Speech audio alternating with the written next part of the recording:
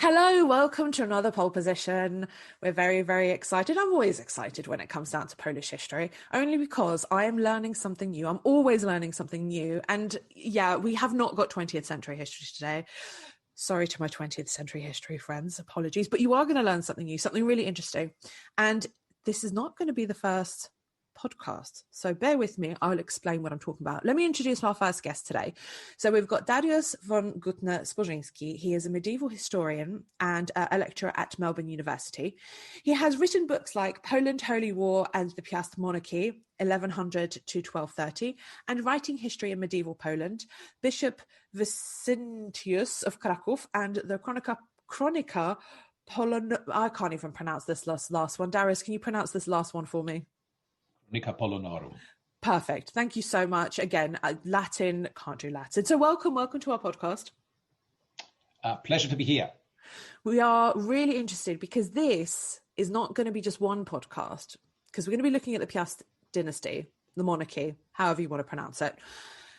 We're going to be doing this into a 3-part series because I think these guys deserve so much more attention than in one 40-minute podcast. Don't you agree? Well, we can be speaking for hours about Piasts and generally about early Polish history. We may not know too much detail, but it is a pretty fascinating period in history. And from what is there, we can make it, I don't know, many episodes. I love it. I think we should do this. Right. Okay. Because this all starts with a Western Slav tribe of Polania. So can you tell us about them? Who were they and why are they so important? Look, the question is we don't actually know the exact names of these people, other than in the sources in the 9th century, in the written sources, we get the kind of a corruption of the word Polania. So this is one of the tribes of the Western Slavic tribes that became prominent and perhaps one of led by quite forceful and ruthless leaders. They managed to consolidate the territory and clearly ruled over a number of people. We don't know numerically how large that tribe was and how large the territory originally was. But Western Slavs, they are people you can say generally people of today's Poland and Eastern Germany. This is when we have the Western Slavs. Western Slavs also include Czechs. So these the Slavs in how would you say it, on the west side of the Oder, the river. They are no longer a political or national entity as such. There are some of the communities still exist in existence, Sorbs, for example. But Western Slavs dominated this area, you would say, between Berlin and Warsaw. I think you can generalize that that's where the Western Slavic tribes were based. And one of the most prominent of those is or was the tribe of Polania. Polania, the name that we have in Latin sources in very variants of Polania, Polans, Poloni. That's what the 9th century sources tell us about them. We don't really know where they came from, whether they were based in the region between Berlin and Warsaw, for example. And of course, I need to remind us that neither Warsaw nor Berlin are in existence at the time.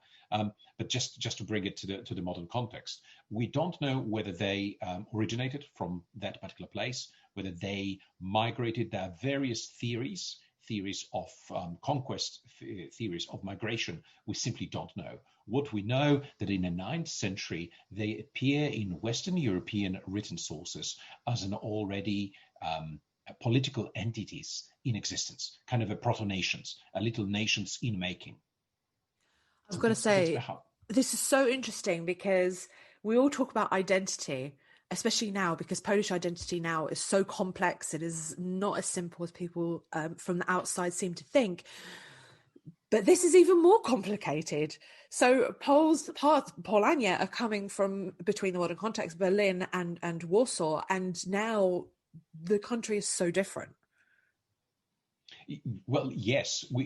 In a way, this is the perception that Adam Zamoyski's pointed to in one of his books when he said that very often foreigners imagine or live with the stereotypes that Polish borders really shifted that much.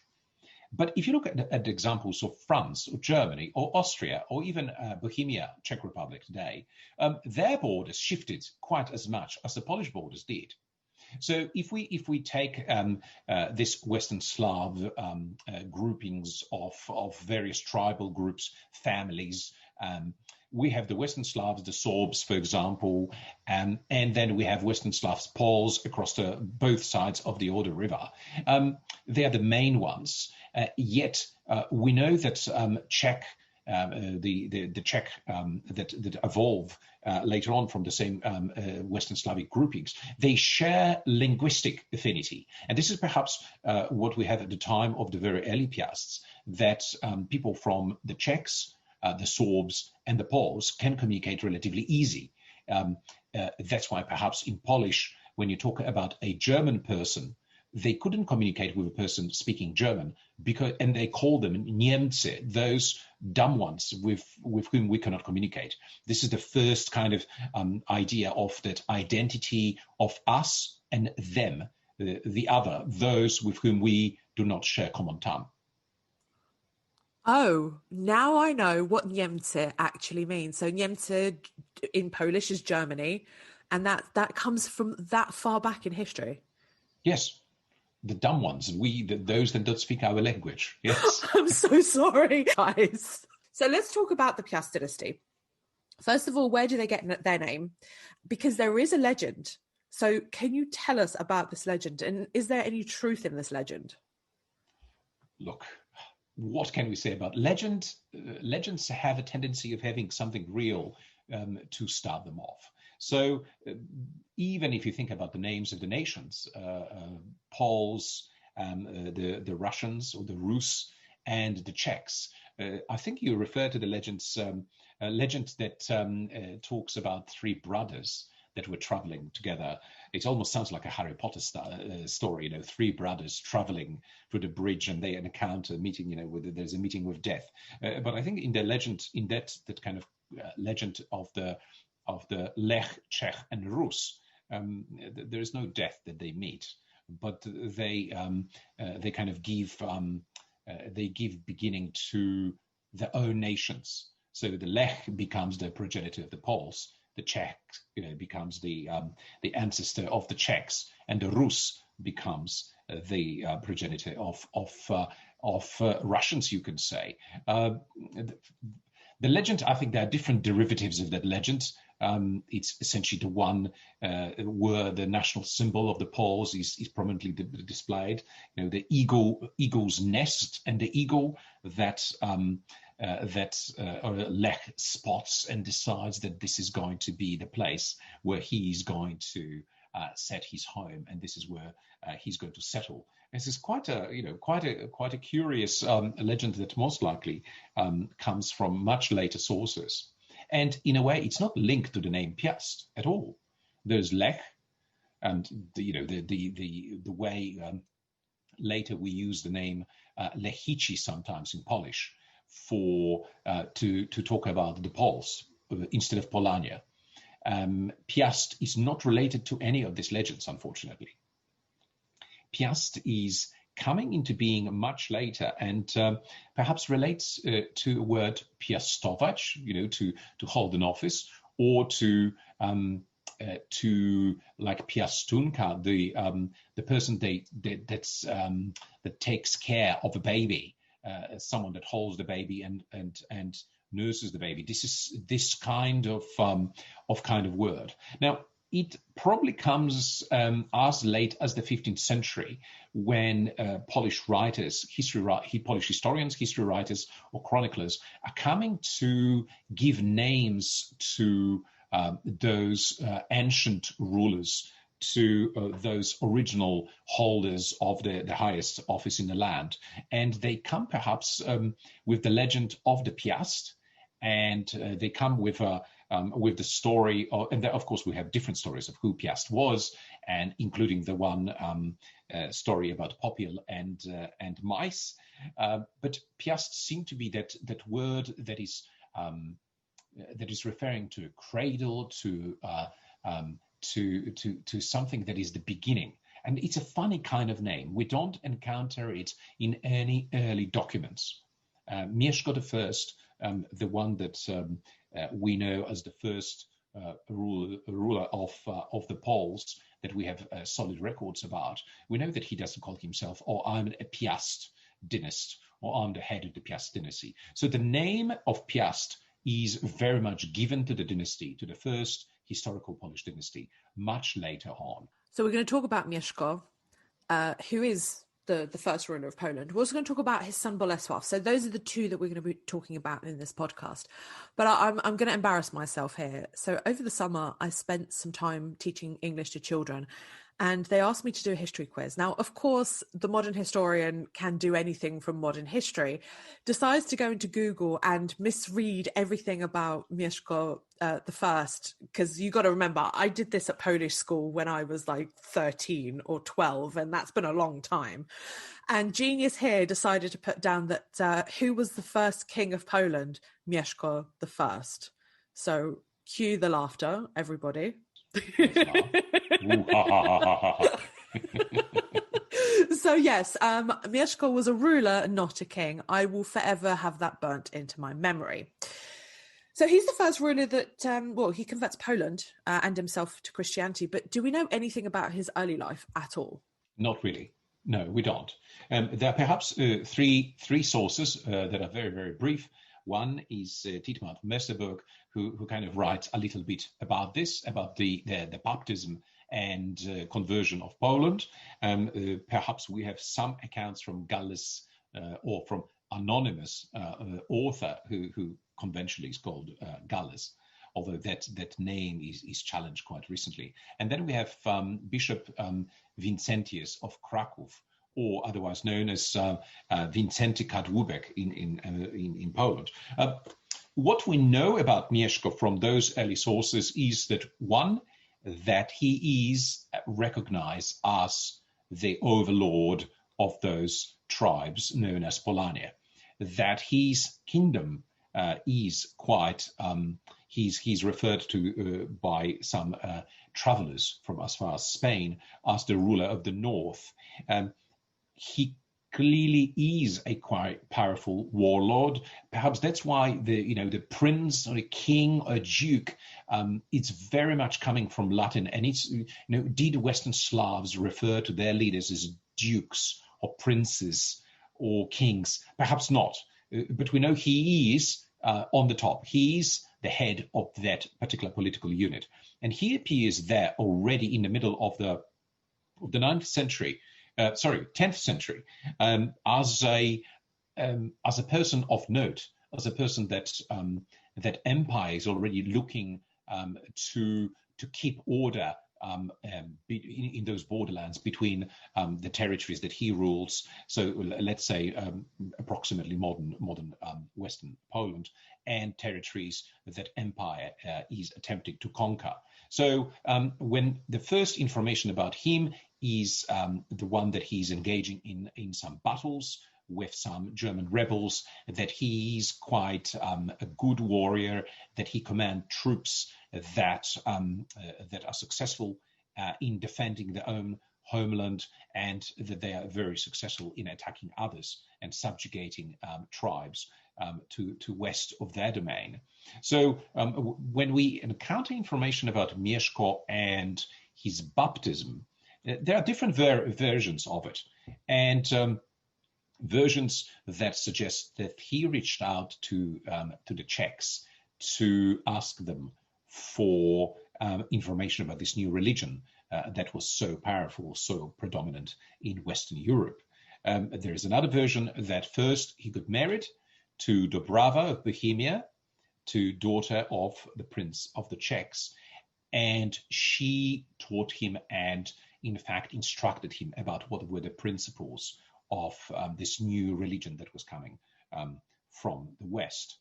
There is another suggestion that he cemented his alliance with the leader of the Czechs by marrying his daughter, and at the same time agreeing that he's going to become a Christian. So there's quite a lot of things that we don't know, because there is no we don't have precise written sources, precise information about what was the chronology of these events.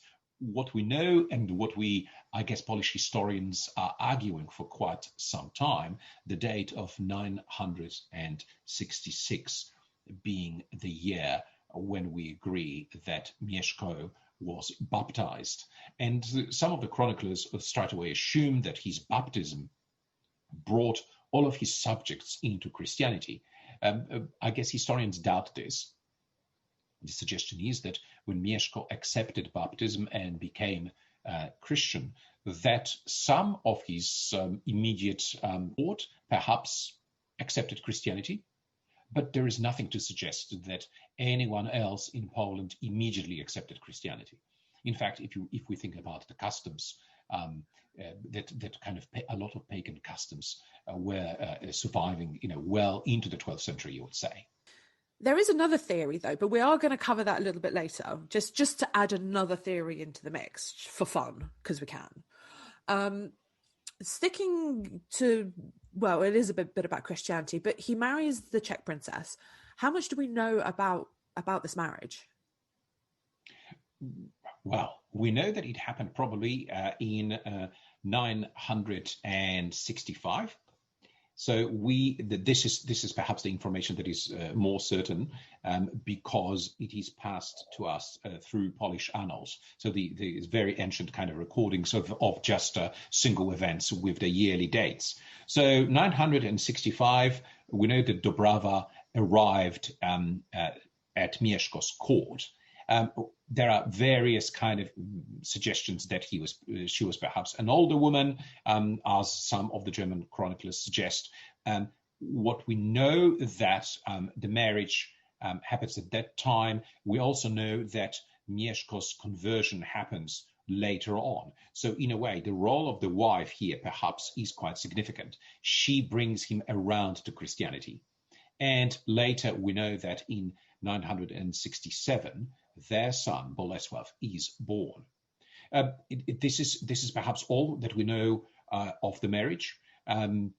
Mieszko, according to the pagan Slavic tradition, most likely had numerous wives. And I think all the early chroniclers are suggesting that Mieszko was convinced by Dobrawa on her arrival at Polish court that he should renounce those pagan wives. And I think the number was given as 6 wives in one of the accounts, that he should renounce those wives, and only then she would marry him. And together, when they were married, he will then accept baptism and initiate the Christianization of his subjects. She must have been some woman to lay down those laws. I suspect,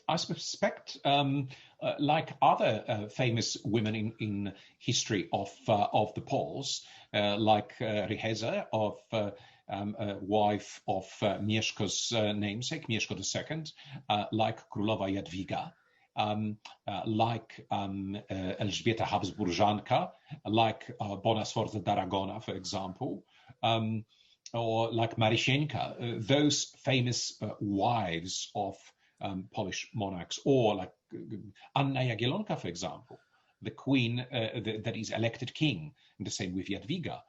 So there are famous women that were strong persuaders, you can say, and Dobrawa perhaps is the first that we know in sources, the first that is kind of historically based in time, princess who becomes a spouse of the Polish ruler, that clearly exerts an enormous amount of authority that brings him over to Christianity, and then gives the beginning to the Piast dynasty as such.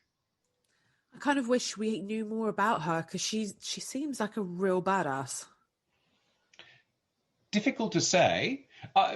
Look, if the chroniclers are correct, and if she arrives, and then there are lovely 6 wives standing there on the side, I don't think she will be particularly happy about this, given that Dobrawa is already Christian.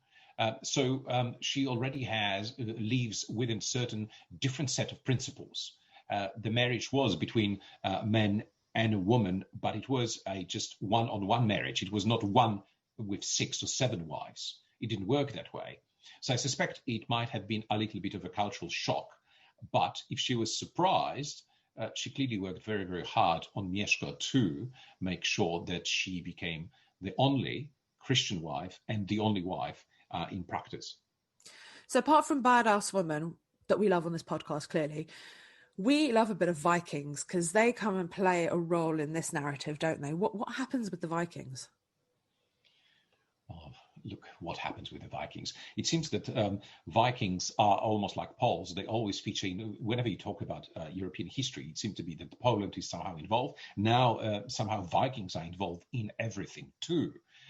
Later on, Mongols would be involved in everything. The Viking connection, there are different theories as well about relationship or intermarriages between the Piasts, the dynasty that Mieszko is representing in the 10th century, and the Vikings. There is a theory that perhaps his daughter is so-called Świętosława or Sigrid the Haughty, a Scandinavian queen that later gives birth to Canute the Great. So you've got a further kind of complication of history. It seems that archaeology suggests to us that Vikings were very much present in the territories under Piast control. There are various traces of their presence. And look, could it be that it is like another story of the Vikings, the TV series, that Piasts are in fact, like in Rus, the Piasts are in fact some sort of an offshoot of a Viking warlord who settled in the territory and gave beginning to the Piast dynasty. Look, of course, this is the theory that Polish historians no longer like. It was popular at some time. It's kind of no longer accepted as a viable theory. Again, hypothesis, very much theory with just wishful thinking, and if you have a lot of fantasy, I think that would work. I mean, the Vikings TV series are in 6 series now? I think so. I mean, I've not watched it, and now you're talking about this, I might have to start watching. Do they show the Polish nation in it? No, I don't think they do. I haven't seen the 6th series. They're just about to open in Australia in a couple of weeks. But I think it's a pretty realistic, if a little bit fantastic, way of showing Vikings as being not this kind of homogeneous group of Scandinavian warriors, but as quite complex society, very much human, very much living on the edge of the world with curiosity and with quite a pride and this kind of push to know more. So brilliant TV series. I'm going to have to start watching it, I think, because it keeps coming up on my Netflix saying, watch me. And I'm like, no, but I want to stick to modern. It's far more interesting. But you might be tempting me to the dark side. Oh, why not? It's a pretty dark side, yes. It's, sex, drugs, rock and roll. In the ancient time, in the medieval times. Early medieval times, yes. Yeah. Okay, so at this point, Mieszko does expand his empire, doesn't he? I mean, how does he end up doing that? There are, again, we are subject to a lot of theories by a number of historians, some more prominent than others. That original stronghold that Polania hold is perhaps around Poznań in Wielkopolska, so Greater Poland for us. That we don't actually know that where the actual capital city is based. Traditionally, Poznań gets quite a good write-up in this, but there is a theory that perhaps city of Giecz was the center of Mieszko's state, but that state, and I guess state in English sounds a little bit, it's not appropriate, but the realm of Polania under Mieszko's command extends all the way to through Wielkopolska towards modern Warsaw and towards Mazovia that way, and then towards Silesia, Śląsk, but Silesia is not part of it. So it is very small, a small realm. And it looks that early Poles are very much organized as a very good offensive force. So Mieszko, together with his warriors, is able to subjugate his northern neighbors. So perhaps we would refer to them Pomeranians today. The Western Slavs that lived along the sea, Pomeranians. Then Mieszko moves against Mazovians and brings them in under his control. He then perhaps goes as far as almost modern borders of Poland, where Lublin is. And the one of the tribes there is called Lędzianie. So that goes goes pretty far east in that respect. Then at some point, perhaps not long before Mieszko's death in 992, the lands of Kraków are incorporated into his realm, and perhaps at the same time, beyond the Oder River, he reaches out to conquer Śląsk. So Silesia becomes part of his realm.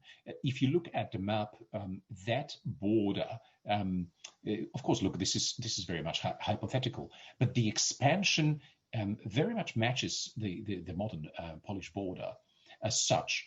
Again, this expansion is based on a quite well-organized strategic war machine based on not mercenaries as such. We don't know that much about mercenaries, but about the warriors that, under command of Piast leaders, are able to quite quickly overcome opposition from those tribes to the north, to the east, and to the south. And in that way, this kind of basic, you would say, Poland is built by the end of Mieszko's life in 992. I have a very strange question. So at the moment you're referring to like Silesians, Mazovians. Is that what the tribes were called at the time? Look, we don't actually know exact names of those people as such. We have some records which give us description of Mieszko's realm, and in those accounts, there are names of the bordering tribes. So, for example, the Pomeranians, the Prussians are listed there, the Mazovians, Lędzianie, the people inhabiting Kraków, or they are referred to as Krakow, and then Silesians. So we've got those first Latin attempts to give the sounds of what locals were saying when they were talking about themselves, and then transcribe in Latin script. So you can say, yes, those names that kind of corrupted exist today were already in usage at the time. And I guess my suggestion is that that those Latin scribes tried to record the sounds that they heard about, what is the tribe? It's Polania. What is the tribe? Silesians. That they captured sounds of those names that way. That is so interesting. That I love that. I'm actually going to use this now when I talk to people about Polish history. So I really want to thank you. This is some seriously amazing content about the early Polish nation, kingdom, lands, whichever word you want to use. Take your pick, anybody. And let's stick just a little bit longer with Mieszko. So some people say he was a brutal and ruthless ruler. Obviously, how much do we know into that? Well, this is the accounts of his reign are very, very limited. There is some information coming from Ibrahim ibn Yaqub, who is a Jewish trader from Spain, and who gives a description of Mieszko's realm, but in quite positive terms. Mieszko is presented there as a generous and caring ruler, the person who provides for his warriors, for the families of those warriors. the fellow who, the ruler, the master of that state, that is of the realm, that is taking care of the needs of his subjects. An example, we want taxation, for example, and clearly it's also a person that is reported to be taking care of, and this is coming from Christian sources, of course, spiritual. So the propagation of what's the better word? Christianization of his people. So cruel, I don't know. The sources seem to suggest that he clearly must have been quite a good strategist and a warrior himself, that he was able to consolidate and push other tribes to accept his rule. I mean, you don't achieve this just by going and speaking to those people. Back in those days, life was pretty brutal, and I imagine that what Mieszko and his army did, they were quite brutal to bring Pomeranians or Prussians or Masovians or Silesians under their rule. On the other hand, as I said, accounts from those travelers give a picture of a generous and thoughtful and you would say a good master to his people. Okay, we're going to move on to Mieszko's son Bolesław. Just so everybody knows, this is the first king of Poland. This is the mistake that I made. Instead of Mieszko, it is Bolesław. But we're going to get to that stage in a minute. So he has a son, Bolesław. He is Mieszko's heir. Do we know anything about? Please tell me we know something about his early life. About Mieszko, no, we don't really know that much. Bolesław's early life.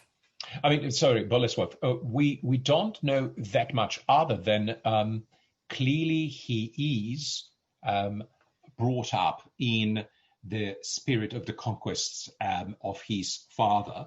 At the same time, that he must be clearly quite a skillful and strong ruler, because in fact he consolidates the achievements of his father. He's able to further extend the territory of his kingdom. And we're talking about kingdom. He's crowned shortly before his death in 1025. But he expands the kingdom in different direction. The legend tells us that he goes as far as Kiev in one of his expeditions in the early 11th century, that he settles a lot of things with the Czechs, that he goes against other Western Slavs in the West, against the Sorbs and others, that he then hosts the Congress of Gniezno, where the emperor, the Roman emperor, arrives in Poland and is greeted and hosted in Gniezno and Poznań by Bolesław himself.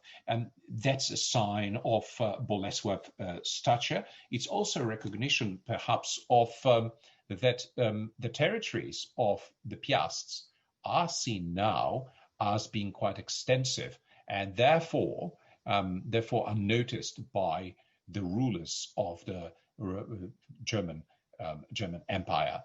And Otto I, young and very idealistic emperor, seemed to be recognizing, and this is the voice that we hear in Polish chronicles, recognizes Bolesław as his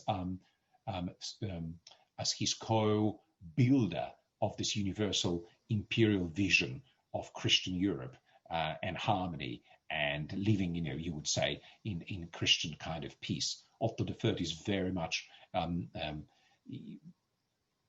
he's very enthusiastic about bringing Poland and Bolesław's realm into that universal empire vision, and in a way to settle differences between perhaps the Germans advancing east and the Poles defending themselves on slightly different bases, not just the violence, not just perpetual war.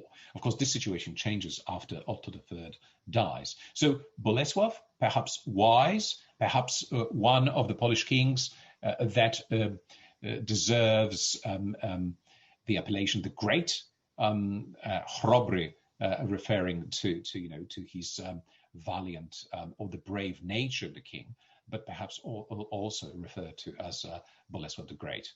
one of those dukes that managed to secure his coronation, and the one that becomes King of Poland in 1025. So does he get married at all? And does he have any children? I mean, I'm assuming he does, considering the Piast dynasty carries on. Oh, goodness. He's not quite Henry VIII in terms of wives, but almost there. It's possible that there are at least 4 wives, that there is and again, we don't know much about the first of his wives. There is a suggestion that perhaps it was a princess or a daughter of a warlord somewhere from the West, but West in a sense of Slavic West. We know that perhaps second wife is a princess from Hungary. Then we know that one of his favorite wives is Emilda of Lusatia, so another Western Slavic nation. And the final is Oda from Mason, that is the final wife, and the one that features later on in various dramas of the Piast dynasty. And from those 4 wives, we know that the Bolesław Chrobry, has a number of children. The eldest is called Besprym, but it is Mieszko II, his son from Emilda of Lusatia, that he is chosen to be the heir and successors of Mieszko of Bolesław. Goodness, we're only on to second Mieszko, and I'm kind of now being confused. Mieszko the first, Bolesław Chrobry, and now Mieszko the second. It's a bit like when we talk about England in the medieval period. You've got your Henry, your Matilda, your Mary, and is that Mary? Which Mary? That Mary? Oh, that Mary. That well, okay. So yes, family trees and those relationships quite important. You see, it's Bolesław Chrobry seemed to be one of those very charismatic rulers, of whom both the anonymous known as Gallus and Bishop Vincentius of Krakow write extensively. He is the one that seemed to be setting the tone for all other rulers. Polish leader, Polish ruler needs to be a crowned king. He is equal to the emperors because emperors treat him as equal. He is part of this big Christian family of crowned rulers. He is the Rex, Latin for king. It is very interesting kind of a concept that Bolesław sets the tone for all other Polish kings, and every of those kings in the Piast dynasty will try to be like that ancestor of theirs, Bolesław Chrobry. He set the bar really, really high. Yep, he did. Okay, so we've touched already on this about his dedication to Christianity, but who was more dedicated, him or his father? Good question. Can we really judge it in this way? Can we really talk along this? Mieszko definitely is credited with accepting Christianity for himself, accepting baptism, and then taking the first steps to introduce Christianity to his subjects. Bolesław takes it further, and perhaps this is incremental. Bolesław is already brought up as a Christian. Bolesław is supporting, for example, Christian missions.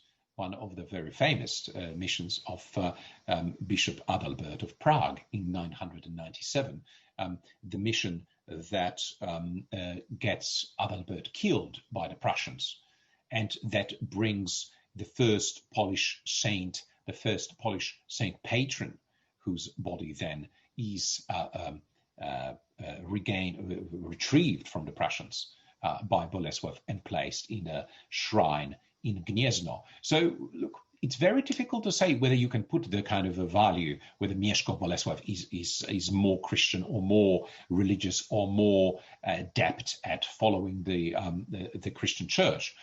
Certainly both of them made those first steps towards Christianizing their subjects. And by no means during the reign of Bolesław I, there is no suggestion that all of the Poles, all the subjects, all his subjects were Christianized. We understand that perhaps the court elites and leaders in different provinces were very much accepting Christianity and moving towards building Christian churches and cathedrals and establishing a new kind of ecclesiastical hierarchy for Poland. But we can't say that, for example, the conquests in Mazovia, that Mazovians straight away accepted Christianity. Very difficult to say. I think we should throw that theory in here. I think it's the ideal point. So there is another theory about the Polish conversion to Christianity, and that it was actually Bolesław who converted Poland to Christianity and not Mieszko. What do you think? How does this theory supposed to work? I don't know. You've got to tell me. Help me out here. Because this is a very interesting suggestion. I don't know. I never kind of entertained the idea that it was Bolesław who was the person that was converting the Poles to Christianity. I always looked through the eyes of those early Polish annals and chroniclers that placed firmly and squarely Christianization of the Poles as initiated by Mieszko. So can't really discuss this theory, not one that I'm very familiar with, I would say. I'd say, to be honest, it is a bit of a far-fetched theory, because it was something that came up, funny enough, when I was doing a bit more research. And it was actually Bolesław who converted Poland to Christianity. I was like, really? Okay, when was this supposed to happen? So what, we're throwing this back a couple of 20, 30, 40 years and we're completely off. Interesting, because we can't deny that the information given to us in the sources is the only one that we can really rely on. And that information is that Dobrawa arrives in 965, that Mieszko accepts baptism in 966, and Bolesław is born in 967. So Christianity is already there. The first mission from the West with Bishop Jordan arrives in Poznań, also around that early days. And Christianization begins, perhaps even you can claim, that is Dobrawa who's supposed to receive more credit for Christianization of Poland than anyone else. So let's throw this theory out of the window. Gone now. Yep, let's do it. Defenestration of theory, yes. Totally gone. Okay, we've already brought up the Germans once, twice, maybe 3 times. We're now going to bring up the Germans one more time. Talk to us about his relationship with the Germans at the time. With Bolesław? Bolesław and Germans. Yes, Bolesław, not Mieszko and Germans, but Bolesław and Germans. It is an interesting relationship because I suspect Mieszko, because of his military prowess, because of his military potential, is able to reach out and settle disputes in neighboring countries.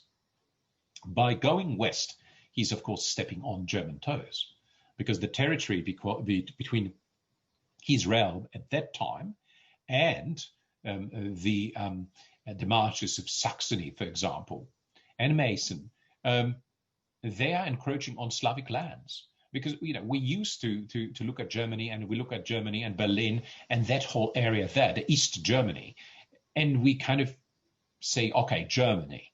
But back then, in the 10th century, there is no Germany in that place. It is the Confederation of Slavic tribes around the Slavic Branibor, for example. That's the town before Berlin was established there. In those marches that are established by the Germans, there's very much a fight between Lusitians and Germans, and then Poles as well. It's quite a strange relationship, you would say, because by Germans recognize that Bolesław I is in fact a ruler that can use armed forces efficiently, and because of those powerful armies, he's able to face the German armies in the open field, and he's able to win on numerous occasions. So that early relationship after Bolesław comes to the throne in 992, that early relationship is interesting because it brings in the power of the Emperor Otto III. When he ascends the throne, he's very much interested in what's happening, in what is this Poland. I think he's curious. His friend Adalbert of Prague, the missionary that we already mentioned, when he dies, this is the point at which Otto III decides that he will travel to meet with Bolesław, and he will travel to Poland and to see what this new realm in the north, the realm that just appeared on Christian map, what is this all about? I think that relationship at this point changes. The emperor is recognizing Bolesław's right to the crown. Bolesław is, according to those early chroniclers, took one of those meetings. He takes his own crown off his head and places it on Bolesław's head. So there is an interesting, if not friendship, there is a recognition of the power and political and economic value of relationship with that Polish ruler. After Otto dies, a relationship between Bolesław and the next emperor, Henry, it deteriorates. So by 1025, for about 20 years, Bolesław is trying to get the crown approved by the Pope, and German emperor is very keen on preventing him from doing this. So definitely that relationship after death of Otto III deteriorates, and Poles and Germans enter this stage of history where they are seen to be enemies on both sides. Germans are looking at the Poles with suspicion, and the Poles are looking at Germans as invaders. I've got to say, I mean, this very early relationship with Otto, I think Emperor Otto, was really positive to hear that there was something good between the two nations, and then it just deteriorates. And I'm assuming that's where I don't even know how to describe it, our enemies, or how we just don't look at each other in a positive way anymore from that moment. And it's lasted through to, well, even today. Well, I think that today it's another myth, it's another myth that Germans were always enemies of the Poles, because there were times when the Poles were relatively in good relationship. If you think about the wives of the Jagiellon dynasty later on, Elżbieta Habsburżanka, she comes from imperial German house, after all. If you look at other wives of Sigmund II, August, Elżbieta, again another of the Habsburg daughters, so Elizabeth Habsburg and then Catherine Habsburg. You've got other Habsburg wives in later kings. So very often those queens bring a certain relationship, certain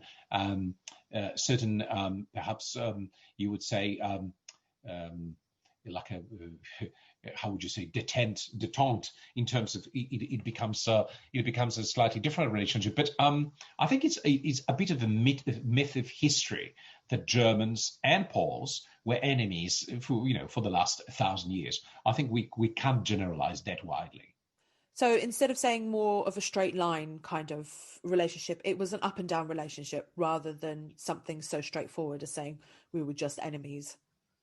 Oh, I totally agree. Yes. And I would see it that way. I would say that at the time of Otto III, there was a chance of seeing inclusion of Poland into that Europe, into that united, new, bright Europe. And I don't know if you've seen that image of from one of the very richly decorated manuscripts, which shows 4 women bringing and bowing down in homage to Otto III, and 4 women bringing gifts representing traditionally Roma, so Italy, the power of Italy, Gallia, so the Frankish realms, Germania, so Germany, and then Slovenia, personification of the Slavs, those four women, personification of those parts of the Christian Universal Empire, pay homage to the emperor seated on the imperial throne. This is quite an interesting vision. So if you look at Europe from that point of view, that kind of permanent enemy situation for 1,000 years doesn't really work. I think I agree with you. It's very much up and down kind of relationship. I love this. I've really got to tell you, this is a fantastic podcast, and I am learning so much that I didn't even know. That for me, actually, this is becoming really important for my own research and my own understanding of the Polish nation, where it started. And yeah, I'm definitely going to be ranting and raving about this for the next 6 months. So let's move on to the end, because we're coming towards the end. Bolesław actually becomes king of Poland. I mean, obviously he's a duke, kind of, however you want to describe it at this point. He is not a king, but he becomes king. How does this happen? That is my vision of this past is that Poles perhaps didn't really care about the crown. That crown became something very accidental and became something that they observe was important in the West. And they looked at those Latin phrases like rex and dux, king and duke. And that became important because of that cultural transfer that was happening at the time. In order to be seen as equal to the emperors, to the great emperors of the past, you need to have a crown. You need to have your laurel leaf wreath on your head. And when Otto III does this ceremonial, you would say, crowning of Bolesław the Brave at the Congress of Gniezno, that perhaps gives Bolesław the idea that recognition by the emperor of this supreme status among the Slavic rulers of Bolesław, that this needs to be formalized also by the Pope.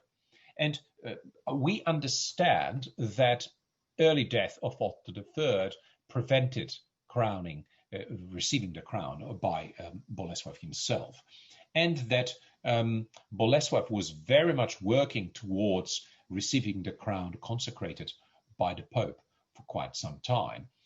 Emperor Henry II essentially prevented this happening, and the coronation is a bit of a tricky thing. There is a brilliant picture of picture painting made by Jan Matejko, a famous Polish painter of the 19th century, where Bolesław is being crowned, and Bolesław receives crown with the blessing of the emperor, which we know is a bit of work of fiction, because what happens in 1024, Emperor Henry II dies.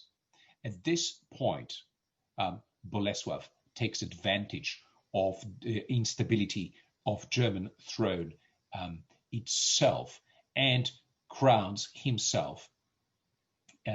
We know that some Western chroniclers, including those that very much were siding with the next emperor, with Conrad II, are commenting that Bolesław, the Slavic ruler, the Duke of the Poles, he takes the crown for himself without any regard to the power of the emperor, that he usurps insignia of the king, and he takes the royal name without agreement of the emperor. Look, we don't actually know exactly how it happened. Bolesław is crowned, perhaps at Easter, perhaps at Christmas. We don't know the exact time of his coronation. And I think the assumption is, and there are different historians that suggest different things. I know that Tadeusz Wojciechowski years ago suggested it was Christmas Day. Other historians look at Easter time. So he is crowned. He's crowned in his own land. He's crowned with the crown that becomes legendary. This is the first coronation insignia of Poland. This is the first time that, in the eyes of Western Christianity, Poland received the crown permission from Pope, and this is Pope John the 19th, who at that time, it's assumed that who at the time sanctioned that coronation by local bishops. And in theory, could Emperor Conrad prevented this coronation? Perhaps yes, perhaps not. We know that, and this is some of the German chroniclers at the time, being kind of outraged with this coronation, leave the comment at the end in their accounts of it. Look, the crown didn't really fit his head for long because he soon died. We know that he dies perhaps in June after his coronation. So if the coronation took place on Christmas Day, then he lives another 6 months and dies. This is not the end. I mean, we are going to be continuing talking about, obviously, the Piast dynasty with kings and dukes and things that are falling apart in Poland, because it's not quite as straightforward, is it, that it just goes from king to king to king next, is it? Of course it's not, because we're going to have also Polish pagans will raise up very soon after this coronation, and they will say, no, we don't want Christianity, we don't want Christian churches, we want to destroy all of those outrageous symbols of foreign religion. And this pagan reaction will take over and destroy majority of the things that Piast dynasty built. Right, we're going to save this for podcast number 2. So do come back, because part 2, we're going to be talking about Mieszko II and Kazimierz Odnowiciel, who in English, if I'm not wrong, it's Kazimierz the Restorer. Yes, very much so. I'm really excited because we're going to be talking about lots of uprisings and things that basically go wrong. So do stay tuned. Dariusz, thank you so much for joining us, because this is excellent. I have learned so much that I am going to go away today buzzing and go onto Twitter and just bombard everybody with some really cool... Actually, I'm not going to give it all away, but I'm going to give it away that we're talking about some really cool stuff about Polish history. So thank you so much. Thank you very much. Pleasure to be with you and talking about Piast dynasty, and I'm looking forward to our next installment. Don't forget that we do exist on Patreon as History Hack and on Patreon as well, which is Podbean's own version. Alina and I have had massive fun doing this in 2020, but life's going to change quite a lot next year, and we're going to actually have to go and earn a living, etc. If we want to keep up the regularity that we've been bringing you and the kind of guests that we've been bringing you and the workload, then we will need your help. So if you join... There's going to be incentives for joining on either of those platforms. We're revamping ourselves on both of them. So don't forget to go in. You can do as little as $1 a month, and it all goes towards keeping up History Hack as regular as we've been able to bring it to you this year. We are now on YouTube. We are posting all of our new episodes on there, and we have our own channel, and we are gradually posting all of the back episodes because we have been made aware of the fact that you can only find the last 100 on some platforms. So you can go and listen to your heart's content and laugh at the cartoons and have a great time. So do go over there and subscribe.